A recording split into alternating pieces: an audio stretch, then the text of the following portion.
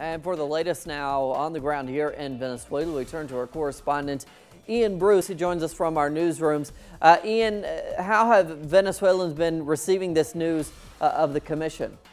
Well, Cody, there are two very different kinds of reactions because, as you pointed out, there are two very different projects confronting each other here. On the one hand, the Truth and Justice Commission set up by President Maduro today, and on the other hand, the Amnesty law, which the opposition-controlled National Assembly passed 2 weeks ago and which was ruled unconstitutional by the Supreme Court last night.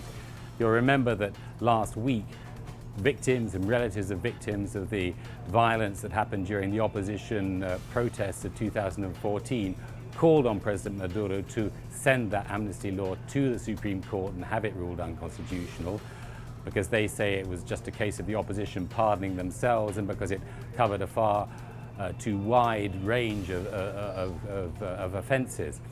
But what they wanted instead was precisely this Truth and Justice Commission to examine exactly what happened in each of the cases of violence and to ensure reparations for the victims. So that's one point of view. That's what President Maduro has done.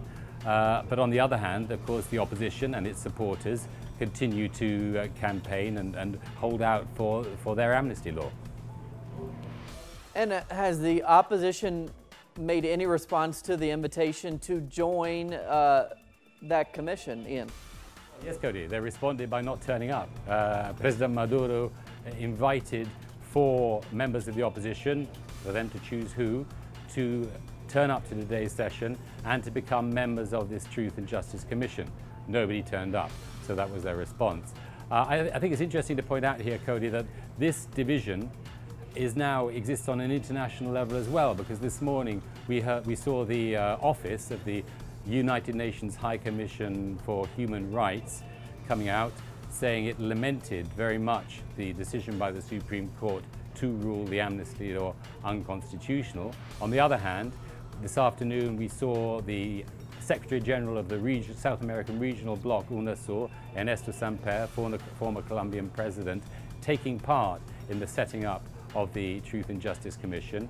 He said that several other former leaders, the former Prime Minister of Spain, José Luis Zapatero, and 2 presidents, the former president of the Dominican Republic, Leonel Fernandez, and of Panama, Martin Torrijos, would also be taking part, only as observers, he pointed out. They can't take an active part, that's for Venezuelans, but they will accompany the process as observers.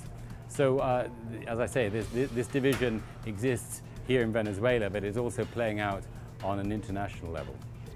Also important to note. All right, Iain Bruce there reporting from our newsrooms here in Caracas. Iain, thank you.